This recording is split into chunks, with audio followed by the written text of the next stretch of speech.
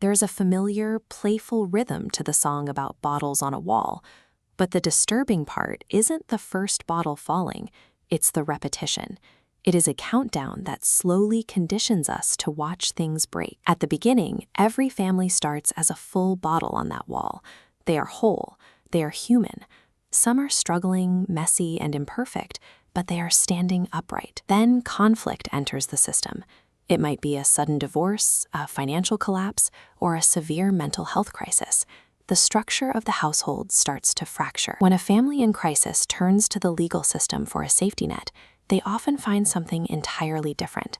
They step onto a mechanical assembly line where they become just another number in an endless, unfeeling countdown. Take one down, pass it around. The moment a family enters the court system, their rich human context is stripped away, converting the crisis into a standardized case file. Relentless procedural milestones, filings, hearings, continuances, multiply, moving along a rigid track demanding constant compliance. While the progress of that paperwork is meticulously tracked and logged, the psychological deterioration of the family members is entirely unmeasured. The docket moves forward, but the people fall apart. These institutions operate exactly as they were built to. They are perfectly optimized for processing files, which leaves them entirely blind to the human ecosystems actively collapsing on the assembly line. This creates a severe disconnect between a family's emotional reality and the court's procedural logic. Desperate pleas for help are systematically mistranslated. A parent might walk into a room terrified.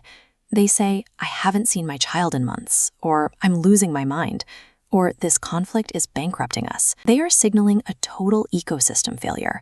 Yet the institution responds with cold mechanics. The answer comes back, "You missed the deadline." That issue is not before the court today.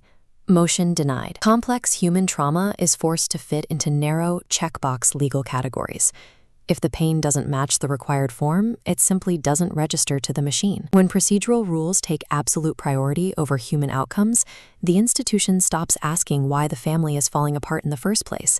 The focus is entirely on the count. You might wonder why the professionals running this machine, the judges, the lawyers, the evaluators, don't just stop the music. The answer lies in institutional desensitization. These professionals aren't inherently malicious, but when exposed to a crushing volume of shattered families every single day, they have to develop thick emotional armor just to survive the workload. Constant exposure normalizes the suffering. The professionals compete to win.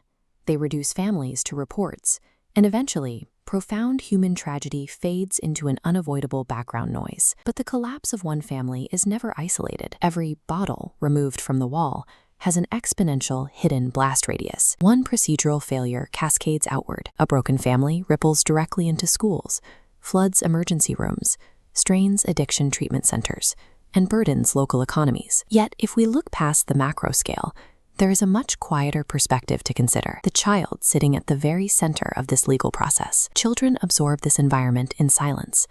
They sit in the middle while the adults around them litigate, posture, and perform, soaking up the chronic stress and divided loyalty. While the court argues over custody percentages, the child learns a devastating internal lesson. They internalize that families fall apart, people are replaceable, and conflict always wins. That is the psychological version of the countdown. Hiding in plain sight behind efficiency metrics, this unfeeling procedural system is mass-producing generational trauma. To change this, someone has to stop the countdown long enough to inspect the wall itself. We have to ask which systems are escalating the conflict instead of resolving it. This split-screen comparison illustrates the problem. On the left, we see what the system currently tracks, a rising bar chart measuring procedural compliance. But on the right is what we actually need to prioritize, a stabilizing waveline tracking long-term family stabilization. Creating child-centered, trauma-informed interventions doesn't mean we eliminate accountability. It means we change the timeline, getting help to families much earlier in the process. This requires a total redesign. We must shift away from machines that merely process families and instead engineer institutions built to actively protect them. We need to completely invert the destructive, repetitive logic that governs family courts today. Instead of taking one down and passing it around, the goal must be to lift one up, to catch them, to gather around and help one heal before another is allowed to fall. Human lives, and the futures of the children living inside them, should never be treated as disposable variables in an automated countdown.